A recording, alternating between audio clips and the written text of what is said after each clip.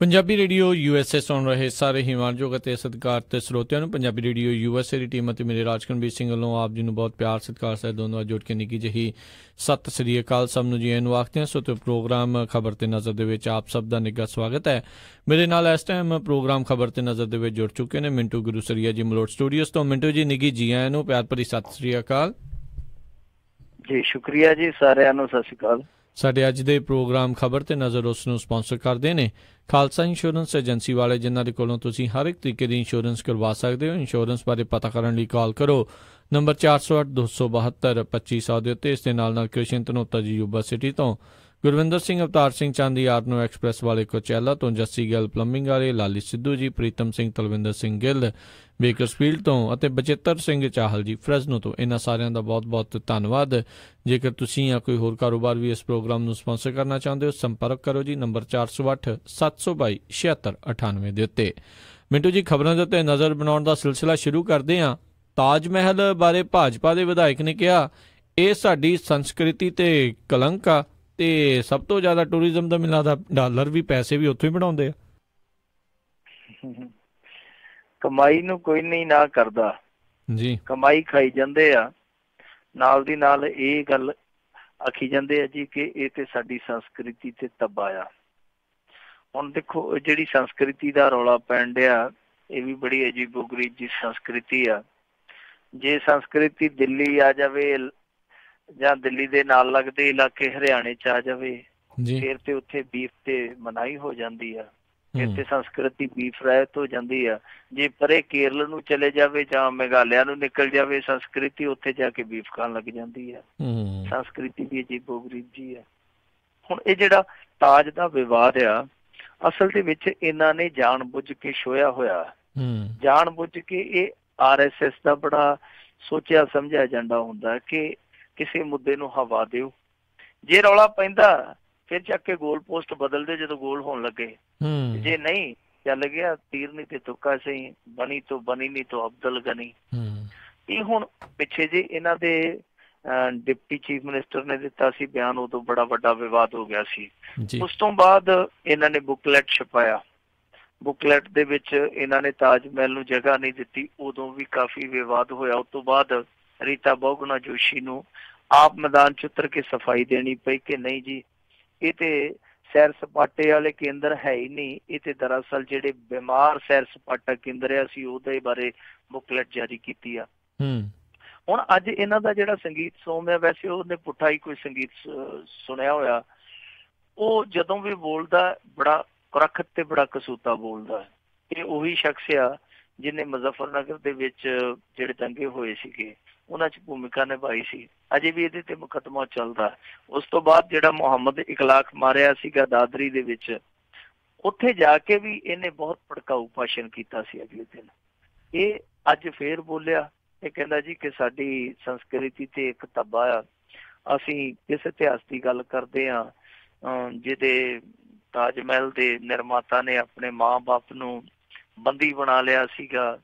ਉਹ ਕਈ ਤਰ੍ਹਾਂ ਦੀਆਂ ਉਹਨੇ ਗੱਲਾਂ ਕੀਤੀਆਂ। ਉਹ ਕਹਿੰਦਾ ਕਿ ਅਸੀਂ ਇਸ ਇਤਿਹਾਸ ਨੂੰ ਬਦਲ ਦੇਵਾਂਗੇ।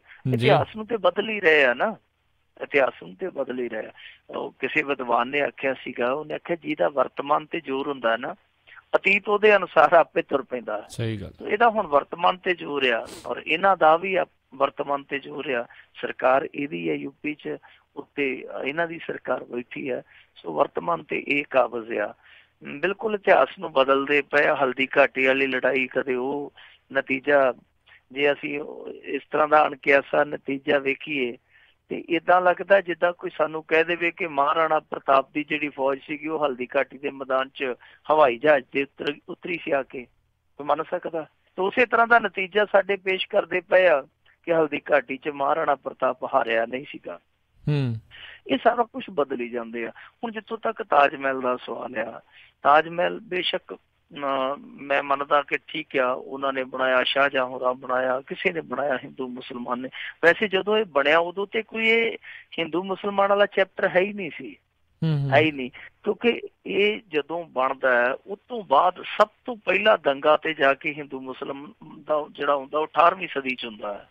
ਔਰ ਉਸ ਸਦੀ ਦੇ ਵਿੱਚ ਵੀ 2-4 ਛੋਟੇ ਮੋਟੇ ਕਲੈਸ਼ ਹੋਏ ਆ। ਫਿਰ ਇਹ ਸੰਸਕ੍ਰਿਤੀ ਕਿੱਥੋਂ ਆ ਗਈ, ਹਿੰਦੂ ਮੁਸਲਮਾਨ ਦਾ ਸਵਾਲ ਕਿੱਥੋਂ ਆ ਗਿਆ। ਫਿਰ ਰਾਸ਼ਟਰ ਦਾ ਦੇਖੋ ਬੜੀ ਚਪਲਤਾ ਦੇ ਨਾਲ ਕੰਮ ਕਰਦੇ ਆ। ਇਹ ਜੀ ਸਾਡਾ ਮਹਾਰਾਣਾ ਪ੍ਰਤਾਪ ਰਾਸ਼ਟਰਵਾਦੀ ਸੀਗਾ, ਉਦੋਂ ਤੇ ਰਾਸ਼ਟਰ ਦਾ ਕਨਸੈਪਟ ਹੀ ਹੈ ਨਹੀਂ ਸੀਗਾ, ਹਿੰਦੂ ਮੁਸਲਮਾਨ ਦਾ ਕਿਤੇ ਜ਼ਿਕਰ ਹੀ ਹੈ ਨਹੀਂ ਸੀਗਾ, ਪਰ ਧੱਕੇ ਦੀ ਖੀਰ ਇਹ ਲੋਕਾਂ ਨੂੰ ਖਵਾਈ ਜਾਂਦੇ ਆ। ਸੋ ਇਹ ਇੱਕ ਵਾਰ ਫਿਰ ਤਾਜ ਮਹਿਲ ਦਾ ਮੁੱਦਾ ਜਿਹੜਾ ਉਹ ਬੜੀ ਸ਼ਿੱਦਤ ਦੇ ਨਾਲ ਉੱਠਿਆ ਪਿਆ। ਪਰ ਦੇਖੋ ਇਹ ਬੰਦੇ ਆ ਨਾ ਜਿਹੜੇ ਤਾਜ ਮਹਿਲ ਦੇ ਤੇ ਚਲੋ ਠੀਕ ਹੈ ਵੈਰ ਪਏ ਹੋਏ ਸੋ ਪਏ ਹੋਏ ਆ, ਪਰ ਇਹਨਾਂ ਦਾ ਵੀ ਪਤਾ ਨਹੀਂ ਲੱਗਦਾ। ਜਿਹੜਾ ਇਹਨਾਂ ਦਾ ਸਵਰੂਪਾਨੰਦ ਆ, ਆਚਾਰੀਆ ਸਵਰੂਪਾਨੰਦ, ਉਹ ਕਦੇ ਕਹਿ ਦਿੰਦਾ ਮੈਨੂੰ ਸੁਪਨਾ ਆਇਆ ਇਹਦੇ ਥੱਲੇ ਮੰਦਿਰ ਆ, ਤੇ ਦੂਜੇ ਪਾਸੇ ਕਹਿ ਦਿੰਦੇ ਅਸੀਂ ਢਾਉਣ ਨੂੰ ਫਿਰਦੇ ਆ ਸੰਸਕ੍ਰਿਤੀ ਦੇ, ਤਾਂ ਬਸ ਸਮਝ ਤੋਂ ਪਰੇ ਆ ਕੀ ਕਰਦੇ ਕੀ ਨਹੀਂ ਕਰਦੇ। ਔਰ ਦੂਜੀ ਗੱਲ ਦੇਖੋ ਕਿ ਇਹ ਤੇ ਚਲੋ ਹੋਇਆ ਕਿ ਤੁਹਾਡੀ ਸੰਸਕ੍ਰਿਤੀ ਤੇ ਤਬਾਹ, ਜਿਹੜਾ ਤੁਸੀਂ ਬੜਾ ਇਮਾਮ ਬਾੜਾ ਉਹਨੂੰ ਨਜ਼ਰ ਅੰਦਾਜ਼ ਕਰਦੇ ਪਏ, ਉਹ ਕੀ ਆ, ਉਹਨੇ ਤੁਹਾਡਾ ਕੀ ਵਿਗਾੜਿਆ। ਆਸਫਉद्दौला ਉਹਦੇ ਬਾਰੇ ਮਸ਼ਹੂਰ ਸੀਗਾ ਕਿ ਜਿਸਕੋ ਨਾ ਦੇ ਮੌਲਾ ਉਸਕੋ ਦੇ ਆਸਫਉद्दौला। ਉਹਨੇ ਕਾਲ ਦੇ ਵਿੱਚ ਆਪਣੀ ਪ੍ਰਜਾ ਨੂੰ ਭੁੱਖਿਆ ਨਹੀਂ ਸੀ ਮਰਨ ਦਿੱਤਾ। ਉਸ ਸਮੇਂ ਉਹਨੇ ਬੜਾ ਇਮਾਮ ਬਾੜਾ ਬਣਾਇਆ ਸੀਗਾ। ਬੜਾ ਇਮਾਮ ਬਾੜਾ ਇੱਕ ਗੁਫਾਵਾਂ ਦੀ ਆਪਾਂ ਕਹਿ ਸਕਦੇ ਹਾਂ ਬੜੀ ਭੂਲ ਭੁਲਈਆ, ਉਹਦੇ ਚ ਕਈ ਲੋਕ ਮਰੇ ਆ, ਬਹੁਤ ਦੇਖਣ ਵਾਲੀ ਚੀਜ਼ ਆ, ਦਿਲਕਸ਼ ਇਮਾਰਤ ਆ। ਉਹ ਨਵਾਬ ਆਸਫਉद्दौला ਨੇ ਬਣਾਈ ਸੀਗੀ 1784 ਚ ਮੇਰੇ ਖਿਆਲ ਦੇ ਨਾਲ ਬਣੀ ਆ। ਦੇਖੋ ਉਹਨੂੰ ਵੀ ਇਹਨਾਂ ਨੇ ਬੁਕਲੈਟ ਚੋਂ ਬਾਹਰ ਕਰ ਦਿੱਤਾ, ਸੈਰ ਸਪਾਟਾ ਵਾਲੇ ਕੇਂਦਰਾਂ ਚੋਂ ਬਾਹਰ ਕਰ ਦਿੱਤਾ। ਔਰ ਹਕੀਕਤ ਦੱਸਾਂ ਕਿ ਇਹ ਕਿੰਨੇ ਅਕਿਰਤਕਾਨ ਲੋਕ ਆ। ਜਿਹੜਾ ਗੋਰਖਨਾਥ ਦਾ ਮੰਦਿਰ ਆ, ਉਸ ਮੰਦਿਰ ਦਾ ਜਿਹੜਾ ਹੁਣ ਮੰਤ ਆ ਯੋਗੀ ਆਦਿੱਤਿਆਨਾਥ, ਯੋਗੀ ਆਦਿੱਤਿਆਨਾਥ ਇਸ ਹਿਸਟਰੀ ਤੋਂ ਭੱਜ ਨਹੀਂ ਸਕਦਾ ਕਿ ਜਿਹਨੇ ਬੜਾ ਇਮਾਮ ਬਾੜਾ ਬਣਾਇਆ ਸੀਗਾ ਨਵਾਬ ਆਸਫਉद्दौला ਨੇ, ਉਸੇ ਨੇ ਹੀ ਬਹੁਤ ਸਾਰੀ ਜ਼ਮੀਨ ਇਸ ਪੀਠ ਨੂੰ ਦਾਨ ਕੀਤੀ ਸੀਗੀ ਜਿੱਥੇ ਮੰਦਿਰ ਬਣਿਆ ਹੋਇਆ। ਤਾਂ ਆਪ ਅੰਦਾਜ਼ਾ ਲਾ ਲਓ ਕਿ ਜਿੱਥੇ ਦਾ ਯੋਗੀ ਮਹੰਤ ਹੈ, ਉਸ ਕੰਪਲੈਕਸ ਲਈ ਉਸ ਨਵਾਬ ਨੇ ਜ਼ਮੀਨ ਦਿੱਤੀ, ਜਿਸ ਨਵਾਬ ਦੇ ਬੜਾ ਇਮਾਮ ਬਾੜਾ ਨੂੰ ਚੱਕ ਕੇ ਇਹਨਾਂ ਨੇ ਛੋਟਾ ਜਿਹਾ ਵਾੜਾ ਬਣਾ ਕੇ ਨੁੱਕਰ 'ਚ ਰੱਖ ਦਿੱਤਾ। ਸੋ ਜਦੋਂ ਇਸ ਤਰ੍ਹਾਂ ਦੀ ਕਿਰਤ ਘਣਤਾ ਇਹੋ ਜਿਹੇ ਮਾਮਲਿਆਂ 'ਚ ਦਿਖਾਈ ਜਾ ਸਕਦੀ, ਫਿਰ ਤਾਜ ਕੀ ਦਾ ਮਿੱਤਿਆ। ਉਹਦਾ ਜਿਵੇਂ ਤੁਸੀਂ ਕਿਹਾ ਬਿਲਕੁਲ ਸਹੀ ਕਿਹਾ, ਕਮਾਈ ਉਹਦੀ ਖਾਧੀ ਜਾਂਦੇ ਆ। ਉਹਦਾ ਕਹਿੰਦੇ ਆ ਕਿ ਇਹ ਬਿਲਡਿੰਗ ਚੰਗੀ ਨਹੀਂ ਲੱਗਦੀ, ਗੁਲਾਮੀ ਦੀ ਨਿਸ਼ਾਨੀ ਆ। ਜੇ ਗੁਲਾਮੀ ਦੀ ਨਿਸ਼ਾਨੀ ਆ ਤੇ ਫਿਰ ਤੇ ਮੈਂ ਤੁਹਾਨੂੰ ਦੱਸਾਂ ਸਾਡੀ ਥਾਲੀ 'ਚ ਵੀ ਕੱਖ ਨਹੀਂ ਬਚਣਾ। ਆਹ ਦਾਲ ਚੌਲ ਹੈ ਜਿਹੜੇ, ਦਾਲ ਚੌਲ ਵੀ ਹਮਲਾਵਰ ਲੈ ਕੇ ਆਏ ਸਨ ਡਿਸ਼। ਆਹ ਗੁਲਾਬ ਜਾਮਣ ਜਲੇਬੀ ਹੈ ਜਿਹੜੀ ਇਰਾਨੀ ਲੈ ਕੇ ਆਏ ਸੀਗੇ। ਰੋਟੀ ਇੱਥੋਂ ਤੱਕ ਇਹ ਵੀ ਫਰੈਂਚ ਭਾਸ਼ਾ ਚੋਂ ਨਿਕਲਿਆ ਸ਼ਬਦ ਆ। ਫਿਰ ਤੇ ਥਾਲੀ 'ਚ ਵੀ ਕੱਖ ਨਹੀਂ ਬਚਣਾ ਜੇ ਸੰਸਕ੍ਰਿਤੀ ਦੀ ਗੱਲ ਆ ਗਈ। ਜੀ ਜੀ, ਅਗਲੀ ਆਪਾਂ ਗੱਲ ਕਰਦੇ ਮਿੰਟੂ ਜੀ ਵੀ ਜਿਹੜੇ JNU ਦੇ ਵਿੱਚ ਲਾਪਤਾ ਵਿਦਿਆਰਥੀ ਨਜੀਬ ਦੀ ਮਾਂ ਨੂੰ ਜਿਹੜੀ ਦਿੱਲੀ ਪੁਲਿਸ ਵਾਲਿਆਂ ਨੇ ਘੜੀਸ ਕੇ ਕਿਤੇ ਇਨਸਾਫ ਦਿੱਤਾ। ਦੇਖੋ ਬੜੀ ਮਾੜੀ ਗੱਲ ਕੀਤੀ ਹੈ ਇਹਨਾਂ ਨੇ। ਸਭ ਤੋਂ ਵੱਡੀ ਮਾੜੀ ਗੱਲ ਤੇ ਇਹ ਕੀਤੀ ਕਿ ਉਹ ਮੁੰਡਾ ਜਿਸ ਤਰੀਕੇ ਨਾਲ ਭੇਤ ਭਰੀ ਹਾਲਤ 'ਚ ਲਾਪਤਾ ਹੋਇਆ, ਉਹਨੂੰ ਲੱਭਣ ਲਈ ਜਿਸ ਤਰੀਕੇ ਦੀ ਗੰਭੀਰਤਾ ਦਿਖਾਉਣੀ ਚਾਹੀਦੀ ਸੀ ਨਹੀਂ ਦਿਖਾਈ। ਉਹ ਪਹਿਲੀ ਲਾਪਰਵਾਹੀ ਸੀਗੀ। ਦੂਸਰੀ ਲਾਪਰਵਾਹੀ ਕਿ ਉਹ JNU ਦਾ ਪ੍ਰਬੰਧਨ ਜਿਸ ਤਰੀਕੇ ਨਾਲ ਇਸ ਪਰਿਵਾਰ ਦੇ ਨਾਲ ਪੇਸ਼ ਆਇਆ, ਉਹ ਵੀ ਆਪਣੇ ਆਪ ਦੇ ਵਿੱਚ ਬਹੁਤ ਗੈਰ ਗੰਭੀਰਤਾ ਵਾਲੀ ਗੱਲ ਸੀ। ਫਿਰ ਦਿੱਲੀ ਪੁਲਿਸ ਨੇ ਜੋ ਕੀਤਾ ਗਲਤ ਕੀਤਾ। ਫਿਰ ਇਹ ਮਾਮਲਾ ਚੱਕਰ ਕੱਟਦਾ ਰਿਹਾ। ਅਖੀਰ ਦਿੱਲੀ ਹਾਈ ਕੋਰਟ ਤੱਕ ਪਹੁੰਚ ਗਿਆ। ਦਿੱਲੀ ਹਾਈ ਕੋਰਟ ਨੇ CBI ਨੂੰ ਮਾਮਲਾ ਦੇ ਦਿੱਤਾ। ਜਦੋਂ CBI ਨੂੰ ਦਿੱਤਾ ਤਾਂ ਇਸ ਬਦਕਿਸਮਤ ਮਾਂ ਨੂੰ ਥੋੜੀ ਜਿਹੀ ਧੀਰਜ ਵੱਜੀ ਕਿ ਸ਼ਾਇਦ ਹੁਣ ਮੇਰੇ ਬੱਚੇ ਦਾ ਕੋਈ ਪਤਾ ਲੱਗ ਜੂਗਾ। ਦੇਖ ਲਓ, ਬੱਚਾ ਲਾਪਤਾ ਹੈ, ਮਾਂ ਤੇ ਉਸ ਮੁੰਡੇ ਨਜੀਬ ਦੀ ਭੈਣ 1 ਸਾਲ ਤੋਂ ਇੱਥੇ ਦਿੱਲੀ 'ਚ ਧੱਕੇ ਖਾਂਦੀਆਂ ਫਿਰਦੀਆਂ। ਔਰ ਇਹ ਮੁੰਡਾ ਜਿਸ ਤਰੀਕੇ ਨਾਲ ਲਾਪਤਾ ਹੋਇਆ ਸੀ, ABVP ਵਾਲਿਆਂ ਦੇ ਕੁਛ ਕਾਰਕੁਨ ਸੀ ਦੱਸਦੇ, ਉਹਨਾਂ ਦੇ ਨਾਲ ਝਗੜਾ ਹੋਇਆ। ਉਸ ਤੋਂ ਬਾਅਦ ਕੁੱਟਮਾਰ ਹੋਈ, ਹਸਪਤਾਲ 'ਚ ਚਲੇ ਗਿਆ। ਘਰੇ ਆਪਣੀ ਮਾਂ ਨੂੰ ਟੈਲੀਫੋਨ ਕੀਤਾ ਕਿ ਤੂੰ ਛੇਤੀ ਆ ਜਾ। ਉਹਨੇ ਆਖਿਆ ਮੈਂ ਆਉਂਦੀ ਪਈ ਆ। ਤੇ ਜਦੋਂ ਉਹਨੂੰ ਉਹ ਹੋਸਟਲ 'ਚ ਆਈ ਆ, ਉੱਥੇ ਇਹਦੀਆਂ ਚੱਪਲਾਂ ਪਈਆਂ ਸਨ। ਆਪ ਲਾਪਤਾ ਹੋ ਗਿਆ, ਅਜੇ ਤੱਕ ਲੱਭਿਆ ਨਹੀਂ। ਹੁਣ CBI ਨੂੰ ਜਦੋਂ ਮਾਮਲਾ ਗਿਆ, ਮਾਂ ਨੂੰ ਥੋੜਾ ਜਿਹਾ ਢਾਰਸ ਹੋਇਆ ਕਿ ਠੀਕ ਆ ਹੁਣ ਸ਼ਾਇਦ CBI ਕੁਛ ਨਾ ਕੁਛ ਕਰ ਦੇਵੇ। ਪਰ ਅਫਸੋਸ ਦੀ ਗੱਲ ਆ ਕਿ CBI ਨੇ ਇਸ ਮਾਮਲੇ ਦੇ ਵਿੱਚ ਇਹੋ ਜਿਹਾ ਰੁਖ ਅਪਣਾਇਆ ਹੋਇਆ ਕਿ ਉਹ ਸ਼ਰਮਿੰਦਾ ਕਰਦਾ ਇਸ ਮੁਲਕ ਨੂੰ। 5 ਮਹੀਨੇ ਹੋ ਗਏ ਆ, CBI ਨੇ ਕੋਈ ਡੱਡਾ ਨਹੀਂ ਪੋਰਿਆ। ਉਲਟਾ ਜਿਹੜੀਆਂ ਗੱਲਾਂ ਜਾ ਕੇ ਅਦਾਲਤ ਨੂੰ ਕਹੀਆਂ ਤੇ ਬਾਅਦ ਦੇ ਵਿੱਚ ਜਦੋਂ ਉਹ ਗੱਲਾਂ ਪੂਰੀਆਂ ਨਹੀਂ ਹੋਈਆਂ, ਅਦਾਲਤ ਨੇ ਸਟੇਟਸ ਰਿਪੋਰਟ ਮੰਗੀ। ਸਟੇਟਸ ਰਿਪੋਰਟ ਜਦੋਂ ਇਹਨਾਂ ਨੇ ਜਾ ਕੇ ਐਡਮਿਟ ਕੀਤੀ, ਜਿਹੜੀਆਂ ਪਹਿਲੀਆਂ ਗੱਲਾਂ ਕਹੀਆਂ ਸਨ ਉਹਨਾਂ ਗੱਲਾਂ ਦੇ ਵਿੱਚ ਜ਼ਮੀਨ ਅਸਮਾਨ ਦਾ ਫਰਕ ਸੀ ਜੋ ਸਟੇਟਸ ਰਿਪੋਰਟ ਪੇਸ਼ ਕੀਤੀ। ਹੁਣ ਅੱਜ ਫਿਰ ਉੱਥੇ ਹਾਈ ਕੋਰਟ ਦੇ ਵਿੱਚ ਇਸ ਮਾਮਲੇ ਨੂੰ ਲੈ ਕੇ ਸੁਣਵਾਈ ਸੀਗੀ। ਇਹ ਮਾਂ ਤੇ ਕੁਛ JNU ਦੇ ਸਟੂਡੈਂਟ ਉਹ ਉੱਥੇ ਪ੍ਰੋਟੈਸਟ ਕਰਦੇ ਪਏ ਸਨ। ਪ੍ਰੋਟੈਸਟ ਕੀ, ਹੁੱਕਾਂ ਹੀ ਹੁੰਦੀਆਂ ਮਾਂ ਦੇ ਹਿਰਦੇ 'ਚ, ਹੋਰ ਉਹਨੇ ਕੀ ਉੱਥੇ ਤੋਪ ਬੀੜ ਕੇ ਲਾਲ ਕਿਲ੍ਹਾ ਢਾ ਦੇਣਾ ਸੀ। ਸੋ ਜਦੋਂ ਉਹ ਉੱਥੇ ਚੀਕਦੀ ਪਈ ਸੀ, ਕੂਕਦੀ ਪਈ ਸੀ, ਇਹਨਾਂ ਨੇ ਉੱਥੇ ਫਿਰ ਬਹੁਤ ਬੁਰੀ ਤਰ੍ਹਾਂ ਨੂੰ ਘੜੀਸਿਆ ਸੜਕ ਤੇ, ਔਰ ਏਦਾਂ ਚੁੱਕ ਕੇ ਖੜਿਆ ਗਿਆ ਜਿੱਦਾਂ ਕੋਈ ਮੁਰਦਾ ਪਸ਼ੂ ਨਹੀਂ ਲਿਜਾਂਦੇ, ਦੋ ਉਧਰੋਂ ਫੜ ਲੈਂਦੇ ਉਧਰੋਂ ਫੜ ਕੇ ਘੜੀਸ ਕੇ ਏਦਾਂ ਲੈ ਕੇ ਗਏ। ਹੋਰ ਵੀ ਜਿਹੜੇ ਉੱਥੇ ਸਟੂਡੈਂਟ ਬੈਠੇ ਸਨ ਉਹਨਾਂ ਨਾਲ ਵੀ ਖਿੱਚਿਆ ਤੂੰ ਹੋਈ। ਚਲੋ ਉਹ ਨੌਜਵਾਨ ਸਨ, ਹੋ ਜਾਂਦੀ ਹੈ ਕਈ ਵਾਰ ਨੌਜਵਾਨ ਤਲਖੀ 'ਚ ਆ ਜਾਂਦੇ ਆ, ਉਹਨਾਂ ਨੂੰ ਬਲਪੂਰਵਕ ਉੱਥੋਂ ਹਟਾਇਆ ਜਾਂਦਾ, ਕੋਈ ਵੱਡੀ ਗੱਲ ਨਹੀਂ ਹੈ। ਪਰ ਜਿਸ ਤਰੀਕੇ ਨਾਲ ਇਸ ਬਜ਼ੁਰਗ ਮਾਤਾ ਨੂੰ ਘੜੀਸਿਆ ਗਿਆ, ਚੁੱਕ ਕੇ ਖੜਿਆ ਗਿਆ, ਫਿਰ ਬਾਅਦ ਦੇ ਵਿੱਚ ਉਹਦੇ ਨਾਲ ਏਡੀ ਜ਼ਲੀਲਤਾ ਦਿਖਾਈ ਗਈ, ਸਮਝ ਤੋਂ ਪਰੇ ਆ ਕਿ ਇਸ ਮੁਲਕ ਦੇ ਵਿੱਚ ਸੰਵੇਦਨਾ ਕਿਉਂ ਮਰ ਗਈ ਆ। ਅਸੀਂ ਕਹਿ ਦਿੰਦੇ ਆ ਕਿ ਰਾਜਨੀਤੀ 'ਚ ਸੰਵੇਦਨਾ ਹੈ ਨਹੀਂ ਤੇ ਹੁਣ ਧਰਮ ਦੇ ਵਿੱਚ ਪਵਿੱਤਰਤਾ ਨਹੀਂ ਰਹਿੰਦੀ।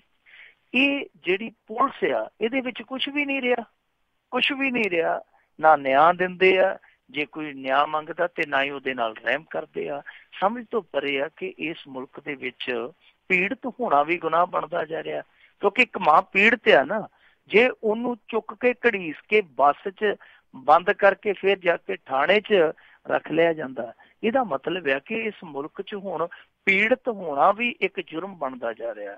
ਸੋ ਜਿਹੜੇ ਦੇਸ਼ ਨੇ ਇਸ ਮਾਂ ਨੂੰ ਉਹਦਾ ਪੁੱਤ ਲੱਭ ਕੇ ਦੇਣਾ ਸੀ, ਜੇ ਨਹੀਂ ਸੀ ਲੱਭਦਾ ਤੇ ਉਲਟਾ ਜਵਾਬ ਦੇਣਾ ਸੀ ਕਿ ਆਖਰ ਉਹਨੂੰ ਜ਼ਮੀਨ ਖਾ ਗਈ, ਆਸਮਾਨ ਨਿਕਲ ਗਿਆ, ਆਖਰ ਉਹ ਕਿੱਧਰ ਚਲੇ ਗਿਆ। ਉਹ ਮੁਲਕ ਉਸ ਮਾਂ ਦੇ ਜ਼ਖਮਾਂ ਤੇ ਲੂਣ ਭੁੱਕਦਾ ਪਿਆ। ਬਹੁਤ ਮਾੜੀ ਗੱਲ ਕੀਤੀ ਜੋ ਵੀ ਇਹਨਾਂ ਨੇ ਕੀਤੀ, ਪਰ ਇਸ ਮਾਂ ਦੇ ਨਾਲ ਇਹ ਪਹਿਲੀ ਦਫਾ ਨਹੀਂ ਹੋਇਆ। ਹੁਣ ਤੇ ਉਹਨੂੰ ਇਸ ਤਰ੍ਹਾਂ ਦੇ ਜ਼ੁਲਮੋ ਸਿਤਮ ਸਹਿਣ ਦੀ ਆਦਤ ਪੈ ਗਈ ਆ। ਪਿਛਲੇ ਸਾਲ ਵੀ ਉਹਦੇ ਨਾਲ ਇਹੋ ਜਿਹਾ ਹੀ ਸਲੂਕ ਕੀਤਾ ਸੀ ਦਿੱਲੀ ਪੁਲਿਸ ਨੇ। ਜੀ ਅਗਲੀ ਆਪਾਂ ਗੱਲ ਕਰੀਏ ਵੀ ਸਮੇਂ ਦੀਆਂ ਅਨੇਕਾਂ ਮਾਰਾਂ ਝੱਲਣ ਤੋਂ ਬਾਅਦ 'ਚ ਕਹਿੰਦੇ ਆਖਰ ਤਲਵਾਰ ਜੋੜਾ ਰਿਹਾ ਹੋਇਆ।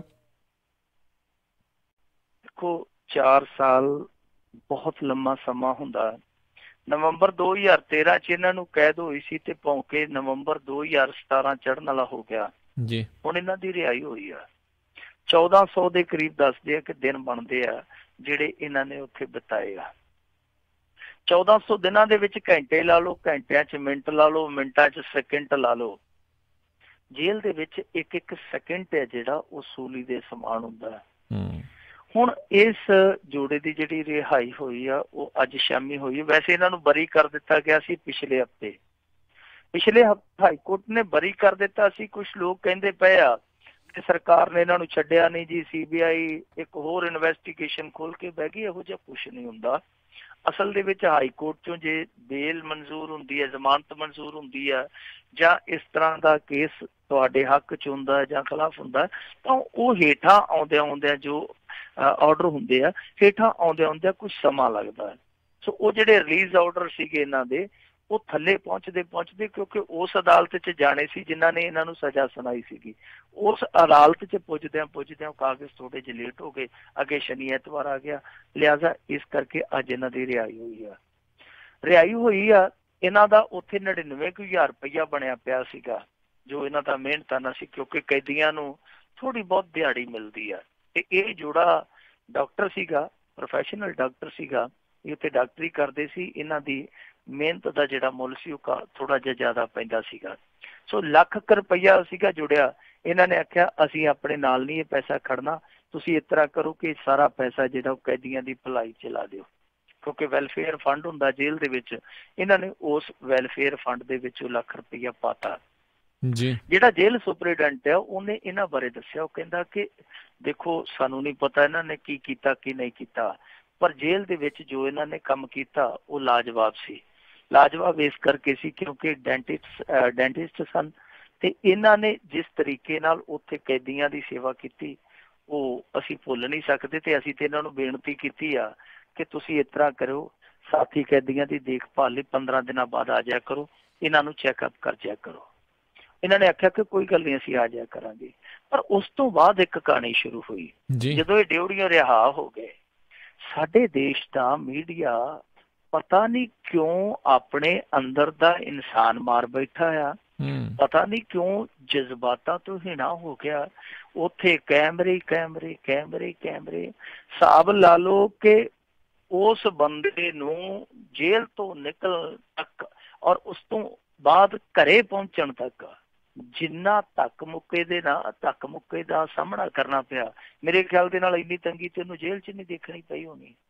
ਅੱਕ ਕੇ ਉਹਨਾਂ ਦੇ ਰਿਸ਼ਤੇਦਾਰਾਂ ਨੇ ਹੱਥ ਜੋੜ ਦਿੱਤਾ, ਨਾ ਕਿਹਾ ਰੱਬ ਦਾ ਵਾਸਤਾ 9 ਸਾਲ ਤੁਸੀਂ ਸਾਨੂੰ ਟਿਕਣ ਨਹੀਂ ਦਿੱਤਾ, ਅੱਜ ਤੇ 2 ਘੜੀਆਂ ਟਿਕ ਜਾਣ ਦਿਓ। ਪਰ ਨਹੀਂ, ਜਦੋਂ ਤੱਕ ਉਹ ਆਪਣੇ ਸਹੁਰਿਆਂ ਦੇ ਘਰ ਗਿਆ, ਜਿਹੜਾ ਡਾਕਟਰ ਰਾਜੇਸ਼ ਤਲਵਾਰ ਆ, ਸਹੁਰਿਆਂ ਦੇ ਫਲੈਟ ਤੱਕ ਵੜ ਨਹੀਂ ਗਿਆ, ਉਦੋਂ ਤੱਕ ਜਿਹੜੇ ਮੀਡੀਆ ਵਾਲੇ ਸੀਗੇ ਉਹ ਵਿੱਚ ਧੱਕਾ ਮੁੱਕੀ ਕਰਦੇ ਗਏ ਆ।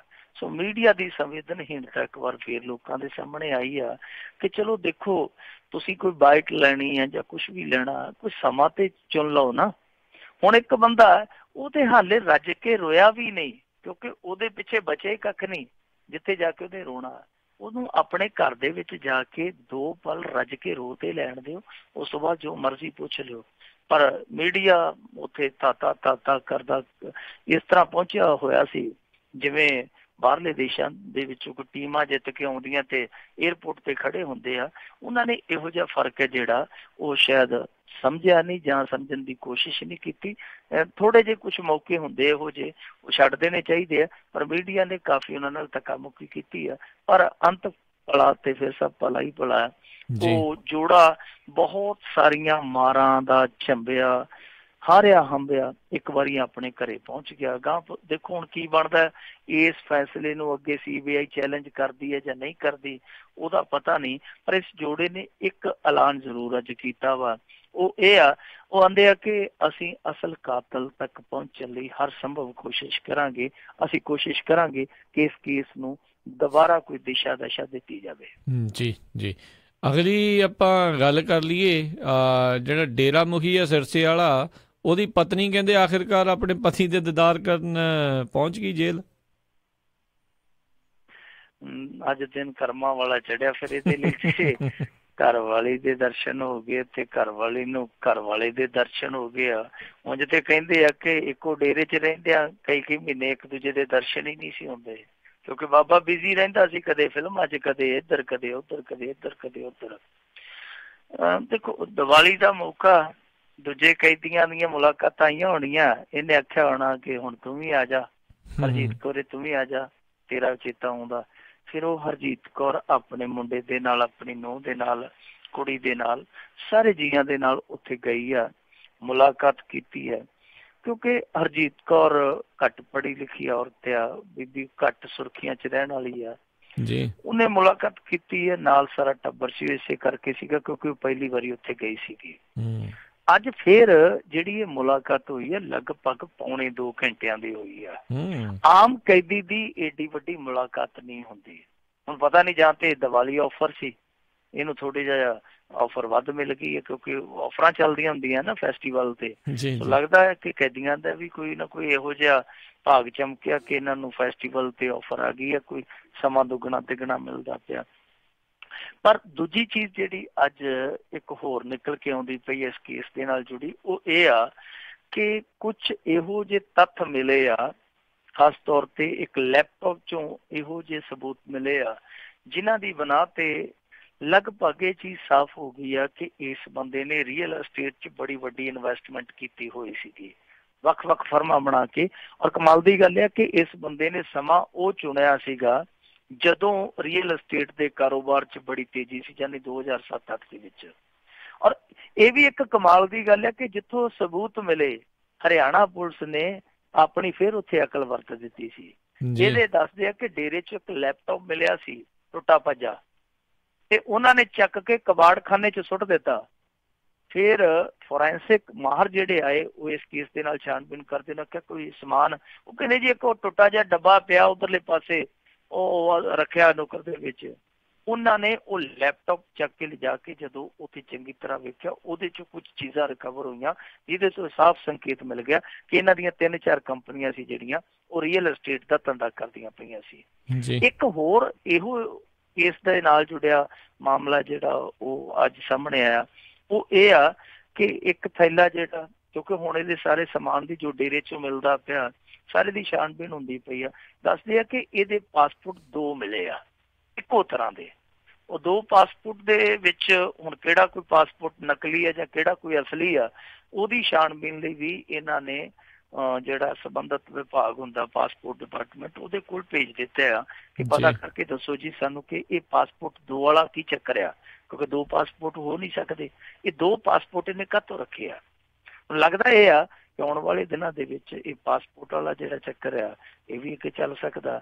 ਸੋ ਇਹ ਸਾਰੀਆਂ ਤਫਸੀਲਾਂ ਸੀਗੀਆਂ, ਤੇ ਤਫਸੀਲਾਂ 'ਚੋਂ ਇੱਕ ਜੇ ਤਫਸੀਲ ਹਨੀਪ੍ਰੀਤ ਬਾਰੇ ਨਾ ਆਵੇ ਫਿਰ ਸਾਰੀਆਂ ਤਫਸੀਲਾਂ ਅਧੂਰੀਆਂ ਰਹਿ ਜਾਂਦੀਆਂ। ਤੇ ਉਹਦੇ ਬਾਰੇ ਇਹ ਦੱਸਿਆ ਜਾਂਦਾ ਕਿ 11 ਨੰਬਰ ਚੱਕੀ 'ਚੋਂ ਬੰਦ ਆ, ਤੇ ਸਾਰੀ ਰਾਤ ਜਿਹੜੀ ਪਹਿਲੀ ਸੀਗੀ ਦੋਵੇਂ ਇੱਕ ਦੂਜੇ ਨਾਲ ਬੀਬੀਆਂ ਗੱਲਾਂ ਕਰਦੀਆਂ ਰਹੀਆਂ ਤੇ ਸੌਂ ਕੇ ਨਹੀਂ ਵੇਖਿਆ। ਫਿਰ ਅਗਲੇ ਦਿਨ ਵੀ ਇਹੋ ਹੀ ਰੱਟ ਫੜੀ ਹੋਈ ਆ ਕਿ ਅਸੀਂ ਪਾਪਾ ਕੋਲ ਜਾਣਾ, ਅਸੀਂ ਪਾਪਾ ਕੋਲ ਜਾਣਾ। ਉਹ ਕਹਿੰਦੇ ਕਿ ਪਾਪਾ ਕੋਲ ਜਾਣਾ ਹੁਣ ਇੰਨਾ ਸੌਖਾ ਨਹੀਂ ਹੈ, ਤੂੰ ਅੰਬਾਲੇ ਬੈਠੀ ਆ, ਰੋਹਤਕ ਬੈਠਾ, ਔਰ ਇਹਦੇ ਵਿੱਚ ਉਹ ਕੋਈ ਜਹਾਜ਼ ਤੇ ਹੈ ਨੀ ਗਾ ਜਿਹਦੇ 'ਚ ਬਹਿ ਕੇ ਤੂੰ ਉੱਥੇ ਚਲੇ ਗਈ ਸੀ ਨਾਲ। ਹੁਣ ਤੇ ਜੇ ਮੁਕੱਦਰਾਂ ਨੇ ਮਲਾਇਆ ਤੇ ਪਾਪਾ ਦੇ ਨਾਲ ਮੇਲ ਹੋਊਗਾ, ਨਹੀਂ ਤੇ ਚੁੱਪ ਕਰਕੇ ਇੱਥੇ ਜੇਲ੍ਹ ਦੇ ਵਿੱਚ ਹੀ ਤੇਰਾ ਸਮਾਂ ਲੰਘਣਾ। ਸੋ ਦੱਸਦੇ ਆ ਕਿ ਹਾਲੇ ਹਨੀਪ੍ਰੀਤ ਉੱਥੇ ਜੇਲ੍ਹ ਦੇ ਵਿੱਚ ਦਿਲ ਨਹੀਂ ਲਾਉਂਦੀ ਪਈ। ਜੀ ਜੀ ਜੀ ਅਗਲੀ ਜਿਹੜੀ ਆਪਾਂ ਮਿੰਟੂ ਜੀ ਗੱਲ ਕਰੀਏ ਵੀ ਗੁਰਦਾਸਪੁਰ ਚੋਣ ਤੋਂ ਬਾਅਦ 'ਚ ਕੈਪਟਨ ਨੇ ਕਾਰੋਬਾਰੀਆਂ ਨੂੰ ਦਿੱਤਾ ਤੋਹਫਾ। ਦੇਖੋ ਕਾਰੋਬਾਰੀਆਂ ਨੂੰ ਤੇ ਤੋਹਫਾ ਦੇ ਦਿੱਤਾ, ਪਰ ਦੂਜੇ ਆਮ ਬੰਦੇ ਨੂੰ ਇਹਨੇ ਤੇਲ ਵੀ ਦੇ ਦਿੱਤਾ ਅੱਜ ਕੈਪਟਨ ਸਿੰਘ ਨੇ। ਜੀ ਕਾਰੋਬਾਰੀਆਂ ਬਾਰੇ ਤਾਂ ਇਹਨਾਂ ਨੇ ਜਿਹੜਾ ਕਿਹਾ ਸੀਗਾ ਨਾ ਕਿ ਅਸੀਂ ਸਨਅਤੀ ਨੀਤੀ ਲਿਆਵਾਂਗੇ, ਤਾਂ ਉਹ ਇਹਨਾਂ ਨੇ ਇੰਡਸਟਰੀਅਲ ਨੀਤੀ ਲਿਆਂਦੀ ਹੈ, ਕਾਰੋਬਾਰੀ ਨੀਤੀ ਲਿਆਂਦੀ ਹੈ। ਉਹਦੇ ਵਿੱਚ ਸਭ ਤੋਂ ਵੱਡੀ ਰਾਹਤ ਜਿਹੜੀ ਆ ਕਾਰੋਬਾਰੀਆਂ ਲਈ ਉਹ ਹੋਣੀ ਆ ਕਿ ਜਿਹੜੀ ਬਿਜਲੀ ਉਹਨਾਂ ਨੂੰ ਕਾਫੀ ਮਹਿੰਗੀ ਪੈਂਦੀ ਸੀਗੀ ਉਹ 5 ਰੁਪਏ ਪਰ ਯੂਨਿਟ ਤੇ ਆ ਜਾਣੀ ਆ। ਉਹ ਇੱਕ ਚੰਗੀ ਪਹਿਲ ਕਦਮੀ ਆ, ਬਹੁਤ ਪਹਿਲਾਂ ਹੋ ਜਾਣੀ ਚਾਹੀਦੀ ਸੀਗੀ, ਪਰ ਫਿਰ ਵੀ ਦੇਰ ਆਇਦ ਦਰੁਸਤ ਆਇਦ ਇਹਨਾਂ ਨੇ ਜੋ ਕੀਤਾ ਠੀਕ ਕੀਤਾ। ਹੁਣ ਜਿਹੜੇ ਕਾਰੋਬਾਰੀ ਆ ਉਹ ਦੀਵਾਲੀ ਸੌਖੀ ਮਨਾ ਲੈਣਗੇ, ਕਿਉਂਕਿ ਉਹਨਾਂ ਦੀ ਬੜੀ ਚਿਰੋਕੀ ਮੰਗ ਆ। ਚਿਰੋਕੀ ਮੰਗ ਇਸੇ ਕਰਕੇ ਹੀ ਆ ਕਿਉਂਕਿ ਸਾਡੇ ਵਾਰਡ ਹਿਮਾਚਲ ਪ੍ਰਦੇਸ਼ ਦੇ ਵਿੱਚ ਇਹੋ ਹੀ ਬਿਜਲੀ ਜਿਹੜੀ ਆ ਉਹ ਮੇਰੇ ਖਿਆਲ ਦੇ ਨਾਲ ਜੇ ਯੂਨਿਟ ਲਾਈਏ ਤੇ ਮਸਾਂ ਪੌਣੇ ਕੋ 3-4 ਰੁਪਏ ਹੋਣੀ ਆ, ਵੱਧ ਤੋਂ ਵੱਧ ਇੱਥੇ ਵਿਚਾਲੇ ਪੌਣੇ 3 ਜਾਂ 3.5 ਪੌਣੇ 4 ਦੇ ਦਰਮਿਆਨ। ਪਰ ਇੱਥੇ ਸਾਡੇ ਇੱਥੇ ਜਿਹੜੇ ਕਾਰੋਬਾਰੀ ਆ ਉਹਨਾਂ ਨੂੰ ਯੂਨਿਟ ਹਿਮਾਚਲ ਦੇ ਮੁਕਾਬਲੇ ਦੁੱਗਣੀ 2.5 ਗੁਣਾ ਤੇ ਪੈਂਦੀ ਸੀਗੀ। ਇਸੇ ਕਰਕੇ ਜਿਹੜੇ ਸਾਡੇ ਇੱਥੋਂ ਦੇ ਕਾਰੋਬਾਰੀ ਸੀਗੇ ਉਹ ਜ਼ਮੀਨ ਜਾਇਦਾਦ ਵੇਚ ਕੇ ਇੱਕ ਤੇ ਪਹਾੜਾਂ 'ਚ ਉੱਥੇ ਸਸਤੀ ਲੈ ਲੈਂਦੇ ਸਨ ਜ਼ਮੀਨ, ਉੱਤੋਂ ਉਹਨਾਂ ਨੂੰ ਟੈਕਸ 'ਚ ਵੀ ਛੋਟਾਂ ਤੇ ਉੱਤੋਂ ਬਿਜਲੀ ਵੀ ਸਸਤੀ। ਇਸ ਕਰਕੇ ਅਗਲਾ ਕਹਿੰਦਾ ਸੀਗਾ ਕਿ ਇੱਥੋਂ ਮਹਿੰਗੇ ਭਾਅ ਨਾਲ ਜ਼ਮੀਨ ਵੇਚੋ, ਉੱਥੇ ਸਸਤੇ ਭਾਅ ਨਾਲ ਖਰੀਦੋ, ਯਾਨੀ ਜਿਹੜਾ ਪੈਸਾ ਬਚ ਗਿਆ ਉਹ ਤੁਹਾਡਾ ਸੇਵਿੰਗ ਦਾ ਸੇਵਿੰਗ, ਔਰ ਇਸ ਤੋਂ ਇਲਾਵਾ ਕਾਰੋਬਾਰ ਹੈ ਜਿਹੜਾ ਤੁਹਾਡਾ ਉਹ ਕਾਰੋਬਾਰ ਦਾ ਕਾਰੋਬਾਰ ਉੱਤੇ ਖੜਾ ਹੋ ਜਾਣਾ। ਇਹੀ ਸਾਡੀ ਤਬਾਹੀ ਹੋਈ ਹੈ ਨਾ ਇੰਡਸਟਰੀ ਦੀ। ਤਾਂ ਕਰਕੇ ਇੱਕ ਸਾਡੇ ਹਾਕਮ ਬੜੇ ਸਾਊ ਸੀਗੇ, ਉਹ ਜੇ ਕੋਈ ਕਾਰੋਬਾਰ ਚਲਾਉਂਦਾ ਸੀ ਮੁੜ ਕੇ ਉਹ ਜਾ ਕੇ ਉੱਥੇ ਡੰਡਾ ਟੈਕਸ ਲੈਣ ਤੁਰ ਪੈਂਦੇ ਸੀਗੇ ਕਿ ਲਿਆਓ ਜੀ ਡੰਡਾ ਟੈਕਸ ਦਿਓ, ਤੁਹਾਨੂੰ ਅਸੀਂ ਇੱਥੇ ਵਸਦਿਆਂ 'ਚ ਰੱਖਿਆ, ਇਹ ਥੋੜ੍ਹੀ ਸਹੂਲਤ ਆ, ਹੋਰ ਕੋਈ ਸਹੂਲਤ ਦਿੱਤੀ ਜਾਂ ਨਹੀਂ ਦਿੱਤੀ, ਪਰ ਤੁਹਾਨੂੰ ਇੰਨੀ ਤਾਂ ਸਹੂਲਤ ਦਿੱਤੀ ਹੈ ਕਿ ਤੁਸੀਂ ਇੱਥੇ ਪੰਜਾਬ 'ਚ ਰਹਿੰਦੇ ਹੋ, ਲਿਆਓ ਡੰਡਾ ਟੈਕਸ। ਰਹਿੰਦੀ ਕਸਰ ਉਹਨਾਂ ਨੇ ਕੱਢ ਦਿੱਤੀ। ਹੁਣ ਇਹਨਾਂ ਨੇ ਜਿਹੜੀ ਸਨਅਤੀ ਨੀਤੀ ਲਿਆਂਦੀ ਆ ਉਹਦੇ 'ਚ ਹੋਰ ਕੀ ਚੀਜ਼ਾਂ ਲਿਆਂਦੀਆਂ ਨੇ ਉਹ ਹਾਲੇ ਤੱਕ ਸਾਫ਼ ਨਹੀਂ ਹੋਈਆਂ, ਕਿਉਂਕਿ ਦੇਰ ਸ਼ਾਮੀ ਇਹ ਪ੍ਰੈਸ ਨੋਟ ਇਹਨਾਂ ਨੇ ਰਿਲੀਜ਼ ਕੀਤਾ, ਉਹਦੇ 'ਚ ਮੋਟੀਆਂ ਗੱਲਾਂ ਇਹਨਾਂ ਨੇ ਲਿਖੀਆਂ।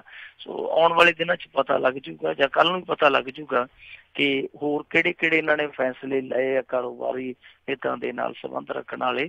ਦੂਜੀ ਚੀਜ਼ ਜਿਹੜੀ ਇਹਨਾਂ ਨੇ ਕੀਤੀ ਆ ਉਹ ਇਹ ਕੀਤੀ ਆ ਕਿ ਜਿੱਦਾਂ ਸ਼ਹਿਰੀ ਤੇ ਪਿੰਡੂ ਸਥਾਨਕ ਇਕਾਈਆਂ ਉਹਨਾਂ 'ਚ DTH ਚੱਲਦੇ ਆ ਜਾਂ ਸਥਾਨਕ ਕੇਬਲ ਕਨੈਕਸ਼ਨ ਚੱਲਦੇ ਆ, ਉਹਨਾਂ ਤੇ ਇਹਨਾਂ ਨੇ ਮਨੋਰੰਜਨ ਟੈਕਸ ਲਾ ਦਿੱਤਾ, ਐਂਟਰਟੇਨਮੈਂਟ ਟੈਕਸ।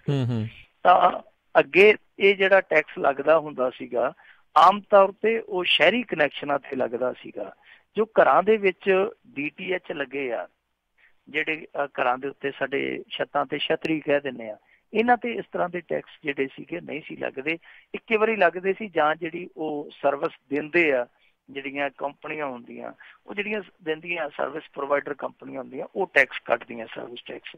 ਪਰ ਇਹਨਾਂ ਨੇ ਐਕਸਟਰਾ ਹੁਣ ਲਾ ਦਿੱਤਾ। ਇਹਦਾ ਮਤਲਬ ਇਹ ਆ ਕਿ ਜਿਹੜੀ ਉਹ ਸਰਵਿਸ ਹੈ ਥੋੜੀ ਬਹੁਤ ਮਹਿੰਗੀ ਹੋ ਜਾਏਗੀ।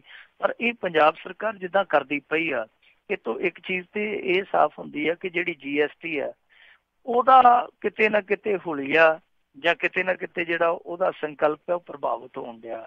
ਕਿਉਂਕਿ ਇਹਨਾਂ ਨੇ ਤੇ ਉੱਕਾ ਪੁੱਕਾ ਟੈਕਸ ਆਖਿਆ ਸੀਗਾ, ਪਰ ਆਹ ਜਿਹੜੇ ਛੋਟੇ ਛੋਟੇ ਅੱਗੋਂ ਲੋਕਲ ਗੌਰਮੈਂਟ ਵਾਲੇ ਟੈਕਸ ਆ, ਇਹ ਉਸ GST ਦੇ ਸਰੂਪ ਨੂੰ ਵਿਗਾੜਦੇ ਪਏ ਆ।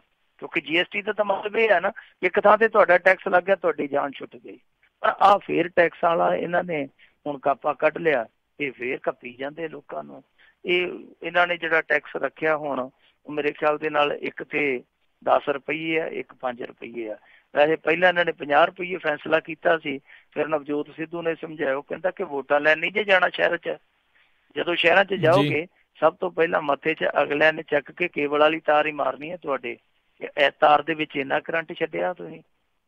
ਇਸ ਕਰਕੇ ਇਹਨਾਂ ਨੇ ਉਸ ਟੈਕਸ ਨੂੰ ਥੋੜਾ ਘੱਟ ਕਰ ਦਿੱਤਾ, ਪਰ ਲੋਕਾਂ ਦੀ ਜੇਬ ਜ਼ਰੂਰ ਹੁੰਜਣਗੇ। ਯਾਨੀ ਜਿੰਨੀ ਕੁ ਰਾਇਤ ਉਧਰ ਦਿੱਤੀ ਹੈ ਉਨੀ ਕੁ ਇੱਧਰੋਂ ਕਢਾ ਲੈਣੀ ਹੈ।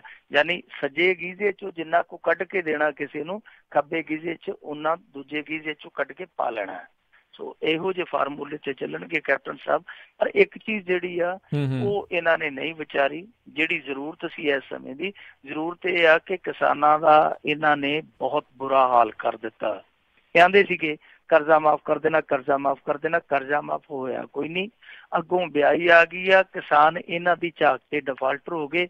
ਉਹ ਸੁਸਾਇਟੀਆਂ ਵਾਲੇ ਹੁਣ ਕਿਸਾਨਾਂ ਨੂੰ ਉੱਥੇ ਥੜੇ ਨਹੀਂ ਚੜ੍ਹਨ ਦਿੰਦੇ। ਕਹਿੰਦੇ ਜਾਓ ਕੈਪਟਨ ਦੀ ਮੋਤੀ ਮਹਿਲ 'ਚ ਜਾ ਕੇ ਖਾਦ ਚੁੱਕ ਲਓ। ਤੇ ਕੈਪਟਨ ਦਾ ਮੋਤੀ ਮਹਿਲ ਤੇ ਅੱਜ ਕੱਲ੍ਹ 100 ਮੀਟਰ ਤੋਂ ਬੰਦਾ ਚੁੱਕ ਲੈਂਦਾ। ਉਹ ਕਹਿੰਦੇ ਕਿਤੇ ਕੋਈ ਧਰਨਾ ਨਾ ਲਾਉਣ ਆ ਜਾਏ ਕਿਸਾਨ।